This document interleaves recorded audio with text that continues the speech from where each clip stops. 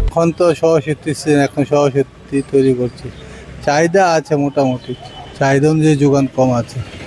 মানে আমাদের মাটির মূর্তি, মানে ডাইসের মূর্তি না, ব্যানার মূর্তি চাহিদা চাহিদা বেশি আছে কিন্তু যোগান কম আছে।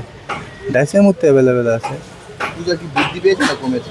শুনুন দেখুন, আগে যেরকম আপনার পূজা পরীক্ষা ছিল ডিসেম্বর জানুয়ারি মাসে, ওই সময় তো মানুষের মধ্যে একটা উল্লাস ছিল যে পরীক্ষা পাশ করেছি পূজা করব, কিন্তু এখন ওই জিনিসটা নেই।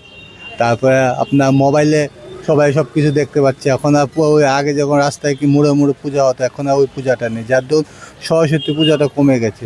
যার যা বাড়ি করে দুই একটা করে তুলনা। পূজার মানে মূর্তির রেটটা কি আগের তুলনায় বেশি? শুনুন দেখেন, সব জিনিসের দাম বাড়তি। আজকে যে জিনিসটা 100 টাকা, কালকে এটা 120 টাকা 30 টাকা হয়ে যাচ্ছে। অটোমেটিক্যালি আমরা তো বাজারের সঙ্গে আমরা সামঞ্জস্য হিসেবে রাখতে হবে না।